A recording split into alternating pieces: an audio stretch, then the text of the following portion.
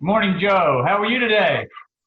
I'm great, Tom. Thanks for having me on your show here. Hey, Joe, I appreciate your time. I know how crazy busy everybody is now, so I appreciate a few minutes of your time sharing some of your experiences and some other advice you give up business owners. Tell people about, who you are and your business and a little bit background. Sure. So my name's Joe. Last name is Bottone, and I am president of Corporate Display Specialties. We go by CDS, and also have a company called I95 Signs, which you can see on the bottom corner of the banner behind you. I95 Signs is a spinoff of Corporate Display. CDS is a trade show display and exhibit company. We sell and we design, sell, rent, and service companies that go to trade shows all over the world. And as you can imagine, right now, because of the pandemic, that business is non-existent. But the company's been around since 1983. I took over in 2008. Last time we had a recession and issues. So I've been through tough times before, and we're going to get through this one as well. I95 Signs was a spinoff of CDS because we always had full service graphics production, large format printing, sign making as part of corporate display. So we decided to open a retail sign shop, which is in Stratford, right off I-95, hence the name, I-95 Signs. You can see us right at exit 31, which is Honey Spot Road exit if you're traveling on I-95 between New Haven and Fairfield. And we're traditional full service sign shop there where we do every type of business sign, building sign, banner, vehicle wraps, everything under the sun, traditional signage, and it's all made right here in Connecticut, right in Stratford. Awesome. Hey, I know it's crazy times and everything. How are you, and how are you dealing with your team through all the feelings and emotions that have been going on? Yeah, well, I'm good. Thank you. And as far as the team goes, we made the tough decision mid-March to, let everybody go on unemployment. I don't know if they consider it furloughed or laid off, but nobody is working at CDS right now, unfortunately. But they're all obviously collecting unemployment and benefiting from the federal bonus that's going on until the end of July. So I don't feel too guilty. In fact, if I had to bring everybody back, that some few people would probably be disappointed. but but yeah, I-95, we've never missed a day. As a matter of fact, this has been a boom for the sign business. We're, the signs for COVID, obviously graduations, everybody's doing signs for birthdays, and businesses too. A lot of businesses, we do a lot of contractors and we do a lot of vehicle graphics during this period. But it's been really busy at the sign shop. I mean, we do lawn signs, and you can't imagine. I mean, we get orders for, every order is in the hundreds when those come in, and we do onesies, twosies as well every day for people. But and then we just recently did all of the graduates from town of Stratford for Bunnell and Stratford High School. We printed 500 banners, double-sided, to go on the poles throughout town. It's beautiful if you haven't seen it yet. Really, kept a very busy project though to make 500 double-sided banners on the poles. Yeah, actually, I did go through there the other day. That's Yeah, awesome. yeah. And we made And a ton of. I see you have the signs for the Zoom calls behind you now too, huh? Oh yeah, so that's been something we've done forever is backdrops. The one behind me is ours that we take out to small local trade shows where basically it's just a backdrop. It's a fabric. It's a frame with a fabric that pulls over it. And we've been doing those for years, and it is definitely popular now because people like to have a professional backdrop behind them when they're in meetings. Yeah, and I want to point out to our audience the grand reopening signs, thanks to Joe.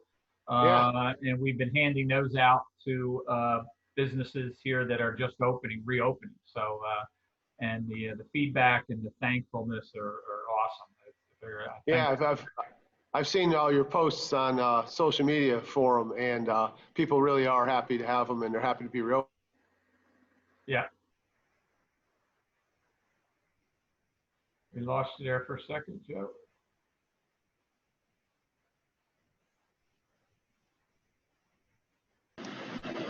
You still there? lost your video there for a second. You there? Yeah, I'm here. Okay. All right. Uh, Am I off video? Now There you're we go. back. You're back. There you go. All right. Thank God for First, technology, right? yeah, my first Zoom meeting. Yeah. You're the second person I've done this with that said that. Bob Cinto also said that. Yeah.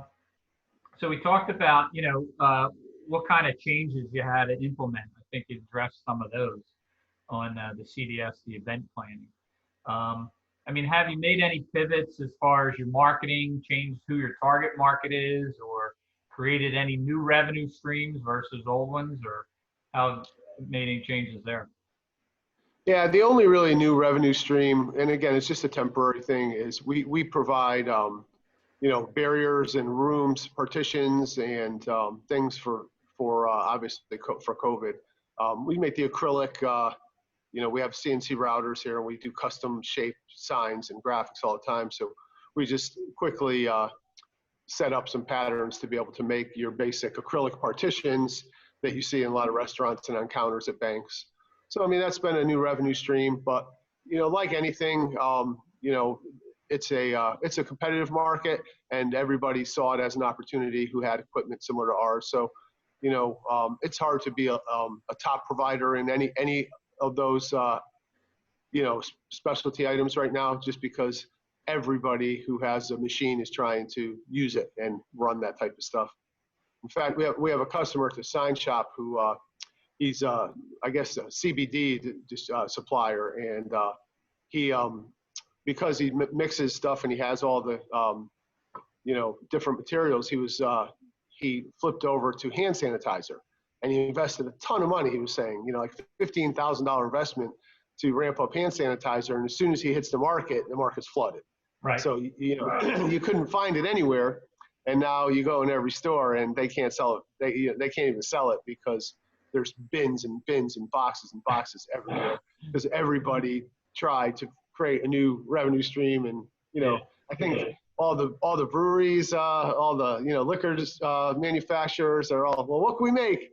Right, yeah. Yeah, I think, well, that's the whole point of it, right? It's a kind of a reboot. Is there anything, and like I'm telling people, there's things that, like you said, the petitions made, that's a short-term thing, but is there anything that's long-term that's going to, here to stay? And, it's what new products or avenues could you get? A lot of people are learning new things in their business of what they can do. So, yeah.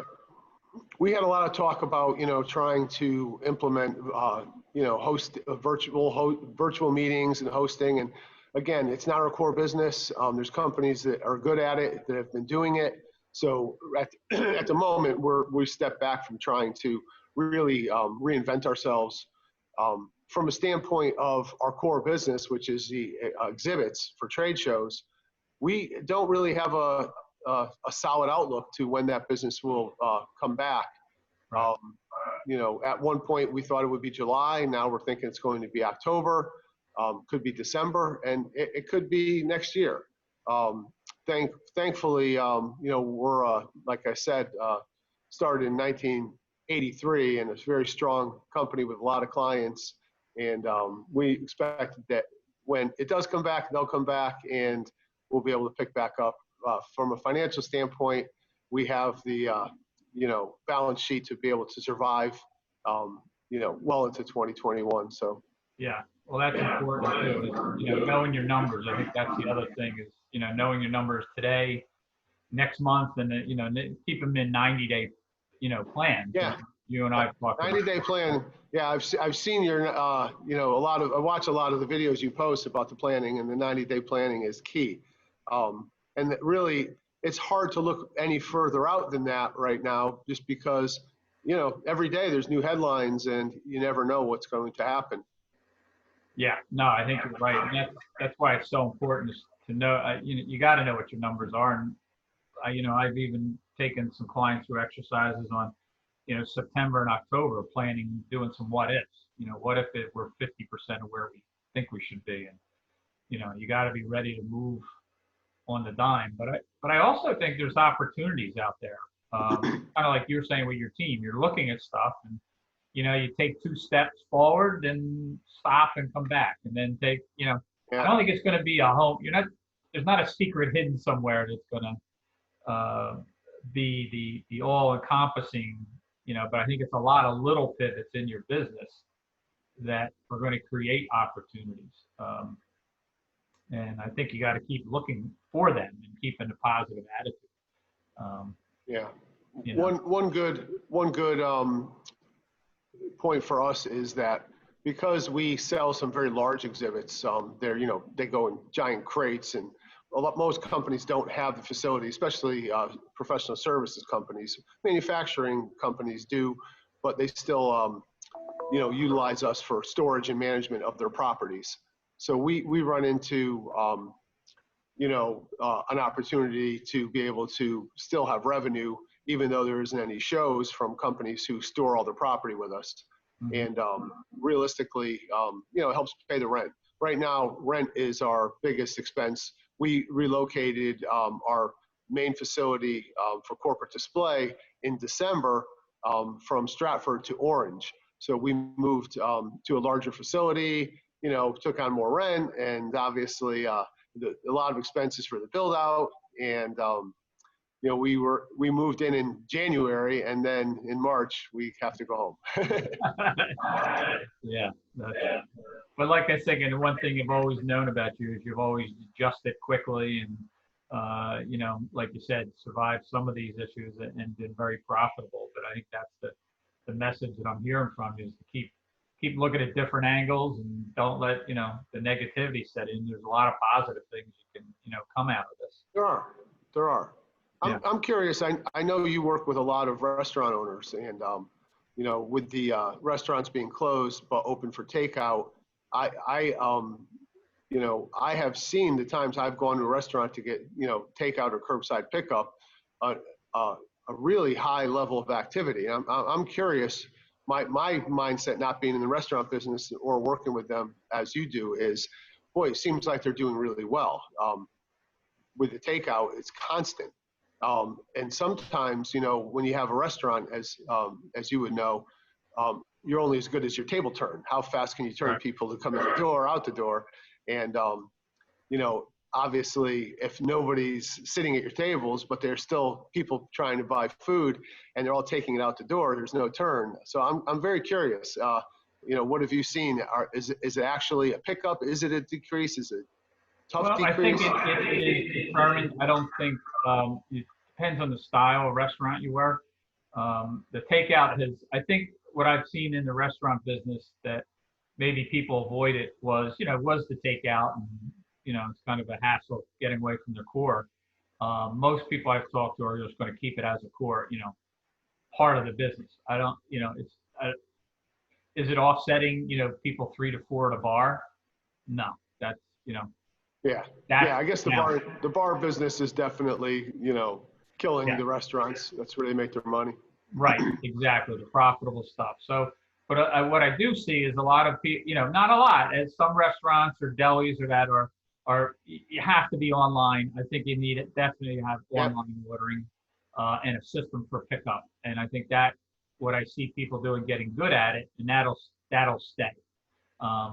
Even when everything comes back, I think a lot of businesses are learning new revenue streams that are, I call it surviving and thriving. It's helping them thrive. It's you're down. I mean, just do the math. If you're allowed 50% of your capacity, not everybody has a parking lot or a big patio to stick everybody out into. So I think most, it depends on that. If you got a big space, I think they're waiting for when, you can add more people to and who knows? I mean, your point was great. Nobody knows. I listened to a restaurateur in Chicago. He's on the Tim Ferriss podcast, and he's got $20 million in revenue, and he had a lot of cash. And he got ahead of the game. He started buying, $20 bottles of wine for 10 because the distributors weren't selling anymore. Yeah, absolutely. He that makes had a lot of cash sense. in hand. But he also said he's he's projecting out September and October. What if we're 25% down? What if we're 50% down? And then what if we're up? You know, and I think that's key for businesses. You got to plan on going forward.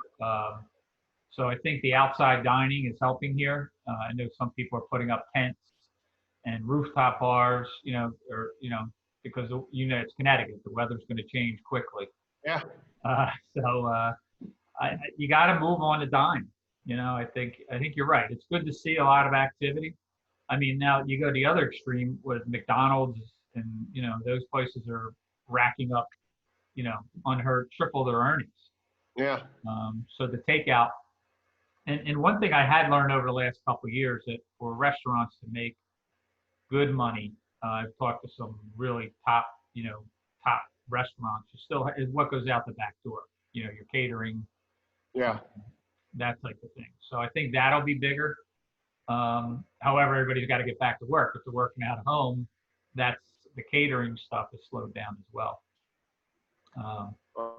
So yeah, I think it's amazing. The takeouts, I think eventually that'll be a boom. Yeah, the companies who do it right are going to probably benefit from getting efficient. Yeah, and I think that's your key. You got to look at your costs. You got to know your costs, and that's what I've talked to a few is you got to really know, all right, today, what's your break even on a daily basis, and you got to really make changes on the fly. So it's if you're not watching your numbers, it's going to be tough to get through. No, that's key. Obviously, pandemic or post-pandemic or pre-pandemic, we've always been friends because I love your philosophy and we have a lot in common. And, it is all about the numbers. If any company that goes into business and doesn't track and doesn't manage their numbers, doesn't do projections and isn't looking at it on, honestly, when things are tough, like I said, I bought the business in '08. And that was the worst recession ever. I had to look at it on a weekly. I had to do weekly projections just to make sure I was going to be able to make payroll back in those days.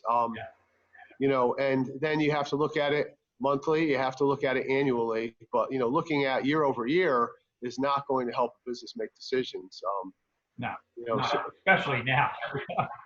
Yeah. So I obviously recommend to anybody who's watching this that doesn't know how to do it, definitely to reach out to you because I know you have fantastic systems and formulas to help companies get a handle on making sure they're going to not only survive but thrive. Yeah, no, I appreciate that.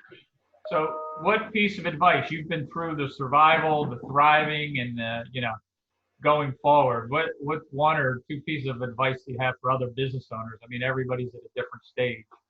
What would you give any one or two pieces of advice for them? Well,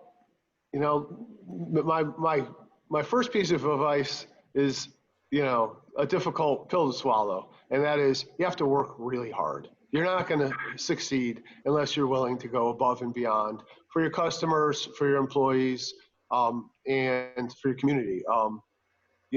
In business, we look at small jobs like right now we're selling unbelievable amount of single, 18-inch by 24-inch lawn signs for a birthday or a graduation. And, it's a $20 sign. The person comes in our door. I have to spend the time speaking with them, finding out what they want. They're going to send me a picture. We take the picture. We do a design. We send it to them. We get their approval. We make it. They come in. We got to do an invoice. We got to do for $20. It's not really a profit margin. I mean, it is. We're making something on it, but not any type of revenue for the company to pay the bills. But the reason you do it is because you made a friend. You helped somebody out.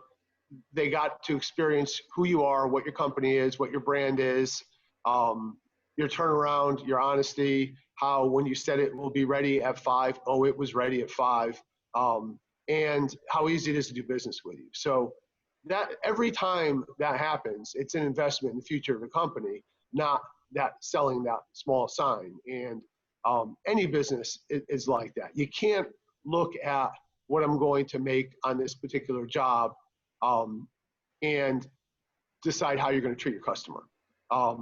You really need to look at it as building your brand, building your business, building your reputation. And, the hardest thing to do for a company is when they think it's, 4:45 and they're going to go home and somebody walks in and that takes an hour, they could want an hour of your time and you want to go home, is to give that person an hour of your time. And, and they may not ever buy anything. They may not become a customer, but they may become one of your best customers. Right. And they may give you 3 referrals and you may become friends with it. And there's just so much comes back to you when you're willing to go the extra mile for people and for customers, no matter what they're asking for today, because you never know what they're going to become tomorrow. That's awesome. That's great advice, and I think you're right. You have to remind yourself that. So, hey, Joe, I really, really appreciate your time and your input and your insight on how it's going. And, if anybody listening wants a grand reopening sign, just give me or Joe a call, and we'll run one out to you, and we'll market the heck out of it. Absolutely. So, be happy to. All right, Joe, thanks again. Have a great day. Thank you, Tom. Appreciate it.